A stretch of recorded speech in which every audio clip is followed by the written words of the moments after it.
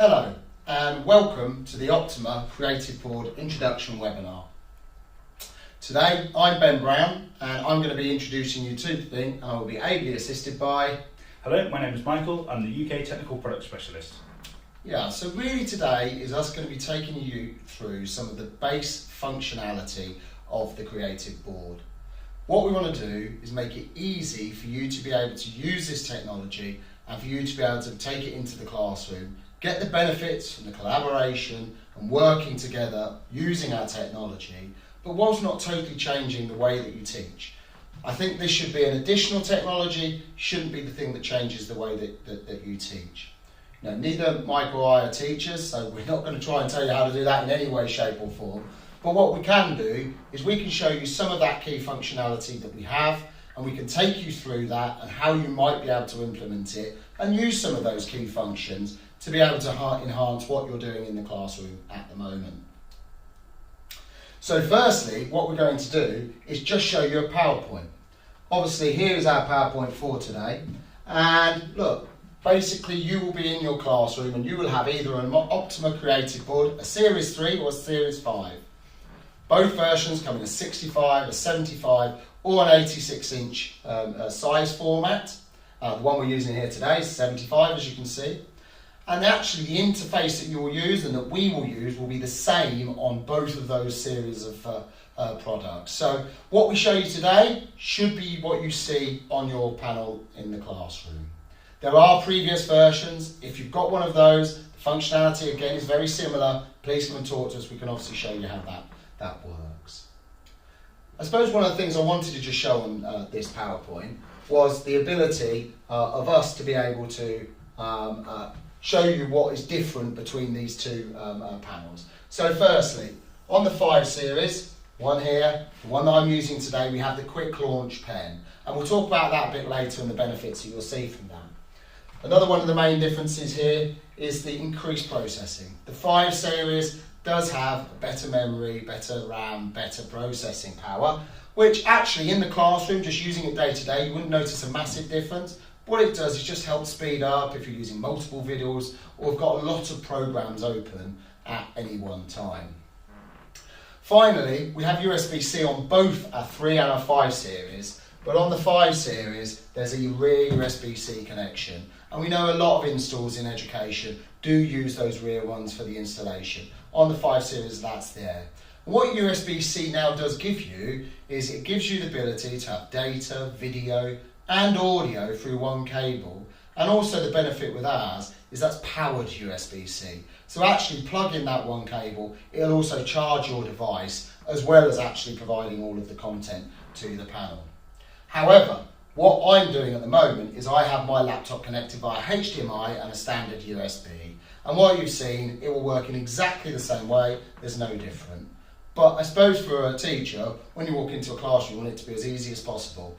With USB-C, it's a single, just a single plug put in, single connection. But the worst it's going to be is a HDMI and USB, which will get you up and running, and you'll get this. I think the other thing that I'd like to say is everything I've used so far is just functionality from PowerPoint. Slides and PowerPoint have their own built-in touch functionality. I've not used any of the functionality or the processing that's within our panel at the moment. What I'm doing is I'm annotating using Microsoft's tools, in this case, on a PowerPoint that we had previously. So if you're using PowerPoint or slides to deliver your lessons, what we're doing here at the moment, you could do on any of the PowerPoints or slides that you already have. And obviously these tools are built in, we saw them here. You have the ability to blank that screen if you want the children to concentrate on you while you particularly go through a point and then go back to that PowerPoint when you want to. These are all built in. Again, if we want to just end the presentation, come out, simple as doing that. It then asks us if we want to keep our annotations. So if we've made annotations through that PowerPoint, we might want to retain those because we've had a really good lesson or a challenging lesson, and that will allow us to be able to learn from that and see how we built and the frameworks that we use to construct that lesson. So for this one, we'll say that we're going to keep it. As you can see, then it comes back to the PowerPoint, as you would expect to see, exactly the same as on your laptop. But what you can see here is the annotations have stayed in your PowerPoint. Again, you're retaining those. If you really wanted to and actually wanted to save a copy of that particular lesson, you could do.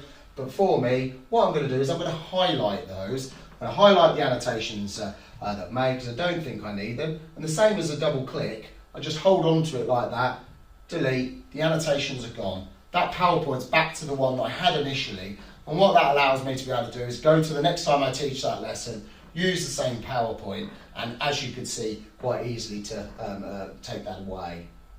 Now I'm just going to nip back to the home screen that we have. This is what you will see on your panel when you turn it on.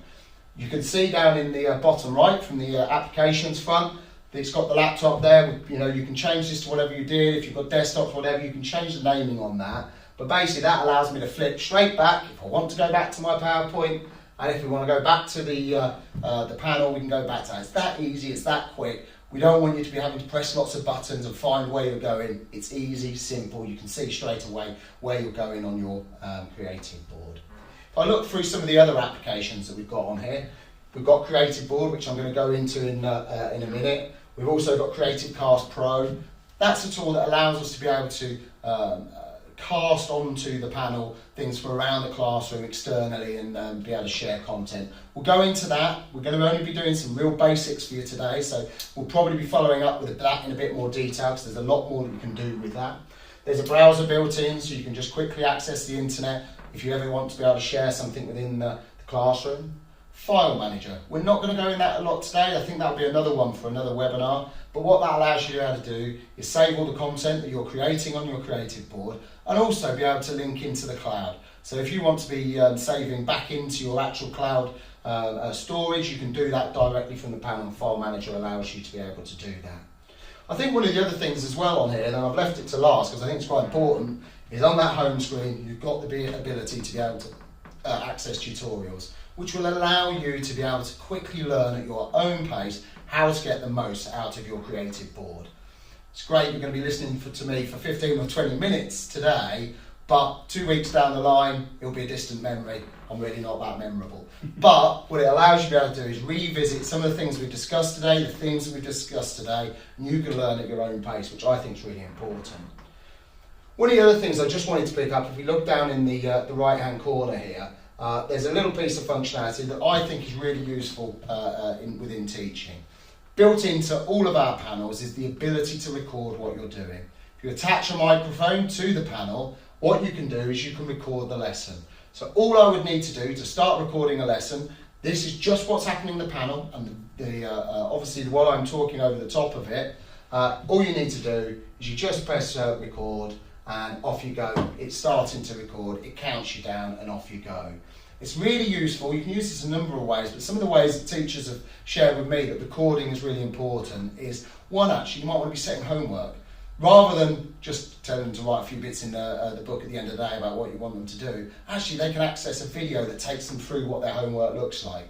Or the ability to actually record a particularly important lesson when maybe you're going through some of the key things for an exam, etc. You can go in, you can record that and just share that recording with the class. I think it's great. You can just, at the simple press of a button, you're off, you're recording what you're doing. And it's as simple as to do is to stop that, it will save it for you. I'm going to cancel, we don't need that one. You can save that and it will just save it into your files on here, and then you're able to share it out to everyone off the back of that. So I think what we're doing is we're trying to take you through some of those key bits of functionality and what you can do in the classroom. So I spoke a little bit earlier about the quick launch function. So one of the key things for you is us making our technology feel like you would teach in a classroom. Possibly next to your interactive board, or possibly next to whatever you had previously as a solution. You may have had a dry whiteboard. Now, when you want to use that dry whiteboard, you pick up the pen and you start writing. Well, actually, it's exactly the same as a creative board. I'm left-handed, so I'm just going to bring the menu over to me because I want it over here, and I can just start writing straight away onto the board, and we're off and running. But the good thing is, it will recognise differently different people writing on it. So I've obviously started writing with the thin end of my pen. It's recognised that that's me that's writing. I'm obviously the teacher. However, the fat end of the pen, and you've seen Mike's just use his finger, is recognising that that's a different interface, and it allows you to be able to show that. So the work that you're doing, you can see whether students have contributed and where you have been building up the lesson, the framework of what you're doing. And again, if you're using dry whiteboard, you would just want to wipe that clean. And that's exactly what you can do with the creative board. Again, making it very similar to how you would use your normal solutions that you've got in the classroom. If we look at some of the other bits of functionality that we've got here, we've obviously got a pen, we've obviously as well got highlighters you can use. There's some different things around the eraser. If I go to the pointer, what this allows you to be able to highlight things in S6. I think one of the things that could be, quite important is if we take things like this and you turn it to text. There you go. It's gone wrong for me that time because I've not got rid of this. So, but what you can do is change that into the text. And what I'll do is I'll write that again. There we go. Then if I just use this, I can highlight that and I can change that straight away into text. You know, you might want to write on here, but actually the students like to see that in text. What I've been able to do here is just switch that off into text. We've also got shapes on there that you can bring in. We've got 2D shapes, there's some 3D shapes there as well. And also we've got a ruler, protractor, if you wanted to use those. Basically around mathematics would be the ideal place to use those. As we look through, we also have the ability to be able to write using text. So you can basically just write in the text as you would expect to, just using text boxes, putting in things like that. But then if you don't want them, you can just get rid of them, delete it away. We've also got down the ability to bring in files. So we talked about those files earlier. It's easy for you to access your cloud storage or the storage of things that you've been using on the panel and just drag those into your whiteboard. Again, we're creating the whiteboard to be the hub of the lesson. Really what this has allowed you to be able to do is bring all of your content into a single place, bring out that, bring together that lesson in the way that you want to deliver it. Well, I'm not going to bring anything in from here. However, what we might do, and let's say we were going to be doing a lesson, let's do the life cycle of a frog, because I've been doing that with my children over the summer because we've had frogs born in our pond at home. And we might want to be going to try and find something externally. What we can do is we can open up a browser within the whiteboard. This browser is within the whiteboard, it's built in. What it allows us to be able to do is quickly search for things that we're looking to look for, bring things in around. So we've gone for the life cycle of the frog here, and all I'm doing is I'm just going to hold that particular picture of the life cycle of frog, and I'm going to bring it over to here. As soon as I've done that, we can just close down that web page. We've now got this image. This image can now be used by us. We can then start annotating over this. And what we're doing is we're bringing things from different places into the lesson. It's really important that it's just easy to be able to drag and drop and bring things into the lesson for us. And I think once we've done this, what we're doing here is using all the tools that are within the whiteboard, but actually we then might want to start using other bits of functionality within the panel. And I know I spoke about the browser. For example, maybe what you want to do is you've got something, some content on the browser you want to bring in, you want to share that at the same time. So what we can do is we can split the screen. Let's put the creative board, let's put our whiteboard over on the left hand side, and on this side we're going to use our browser. And on the browser here is we've got a video. We're obviously doing the life cycle of a frog, so off we go. The video starts running. Thing, we haven't got the volume on now, but if I just turn it up to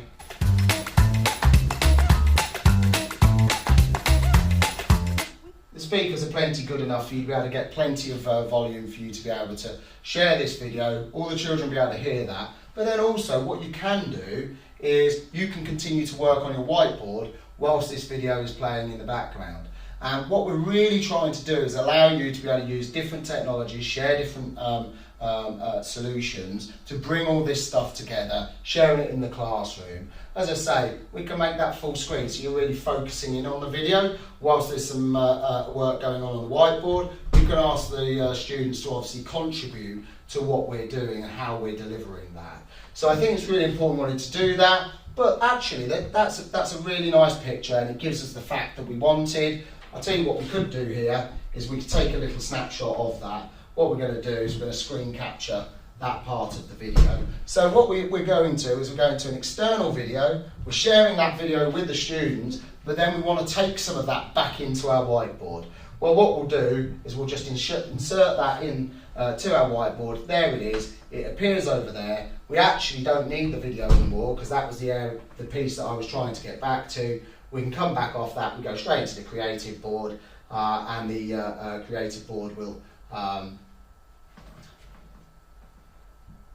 creative board has got what we wanted in there. So you can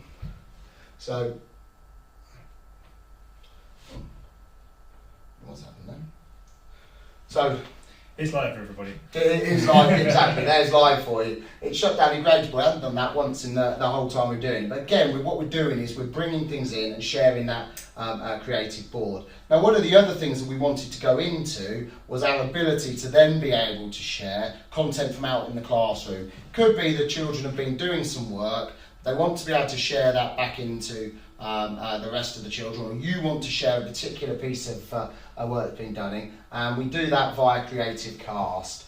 So Creative Cast we mentioned earlier, that's just been opened at the moment by Michael. I don't know if you want to take people through here exactly how you're accessing Creative Cast, Michael. Yeah, I'm just so I've opened Creative Cast on the interactive board, and then I'm looking for the green dot on my app. I've got blue, green, yellow, and red. So obviously we've got a few different screens in the building, but so that's the one I want. And then it prompts me to enter the 4-digit PIN. So obviously that stops people from outside the classroom from taking over the board. And then if I go to camera, it then brings up a live camera view, which comes up after a couple of seconds. And I can rotate it so it's full screen, and then we can show a textbook here where you can see a few animals including frogs. So this is an actual textbook. This is my son Jack's unfortunately been doing something last year in his science book that came back over the summer around amphibians, which sat in quite nicely. But what we might want to do here is we might want to take a capture of that and bring that back into our whiteboard. So again, we just go to that capture function. We're going to take the full page, if you can go back to it, and then we're just going to insert that full page back into piece. Again, we've got the work's come back into here. I'm going to bring the menu over again as well, but we can move this around, bring it over to here. We can then write if we wanted to.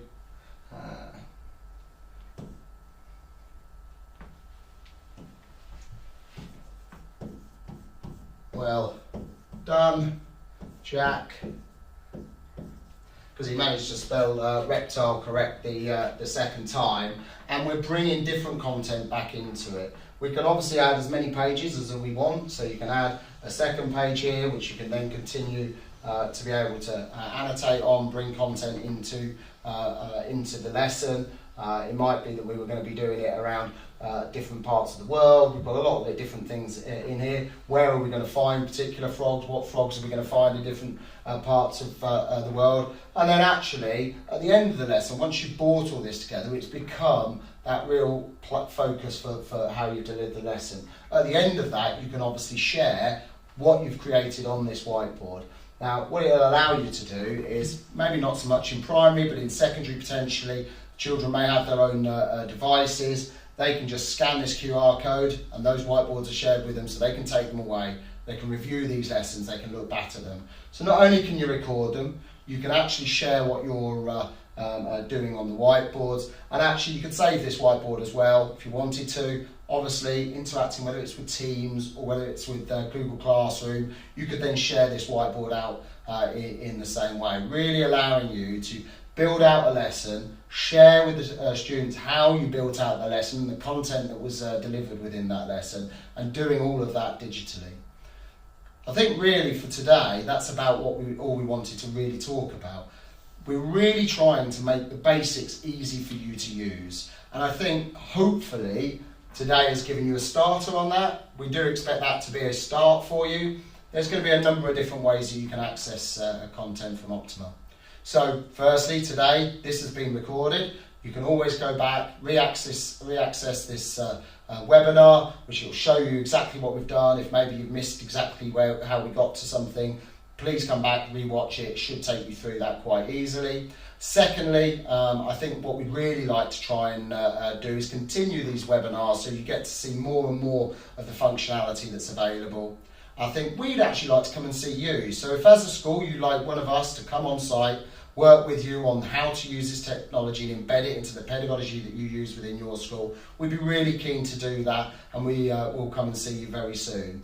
And as I mentioned earlier on, the tutorials are on here. We're going to continue to work on that, continue to build out the content that's available for you to be able to make the most out of your investment into Optoma Creative Boards. I'd like to say thank you for joining me today. And thank you very much. And I look forward to hopefully speaking to you again very soon. Bye for now. Thank you.